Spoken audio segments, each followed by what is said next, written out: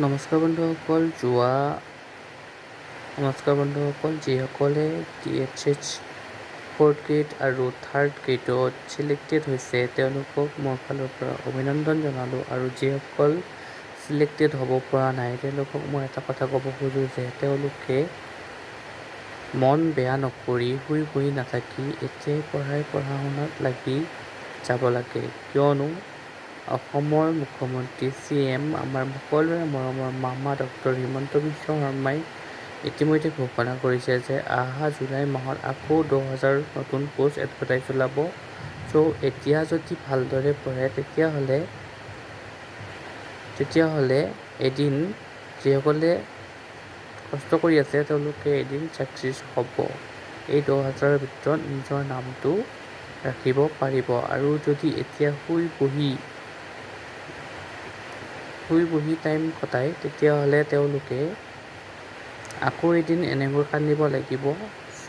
মই তেওঁলোকক কওঁ আপোনালোকে এটা ভাল পজিটিভ মাইণ্ডছেট আগত ৰাখি ভালদৰে কষ্ট কৰক আৰু আপোনালোকে এইটো নাভাবিব যে ইমান কষ্ট কৰাৰ পিছতো একো ফল নাই। এনেকৈ হতাশ নহ'ব, কিয়নো এইবাৰ আপোনালোকে ছিলেক্ট কিয় নহ'ল আপোনালোকে ভাবিছেনে যে আপোনালোকে এইবাৰ যিমানখিনি পঢ়িছিল এইখিনিয়ে এনাফ নহয়। এইটোৰ পৰা আপোনালোকে সেইটোকে বুজিব লাগে। আপোনালোকে বা আমি আৰু কষ্ট কৰিব লাগিব, আৰু গুৰুত্ব দিব লাগিব। যি বিষয়ত আপোনালোকে এইবাৰ কুৱেশ্যনখন চাইটো গমেই পাইছে, যি বিষয়ত আপোনালোকে পৰা নাই সেইটো গুৰুত্ব দিব লাগিব আৰু ইয়াত বিভিন্ন ধৰণৰ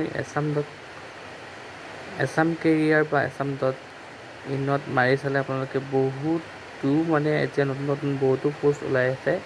আপোনালোকে ইয়াত আহি কিনে এপ্লাই কৰিব পাৰে। কষ্ট কৰক, ধৈৰ্য ৰাখক, এদিন সফল হ'বই আপোনালোক।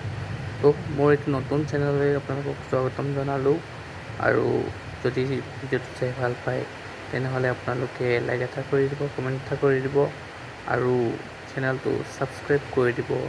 ধন্যবাদ।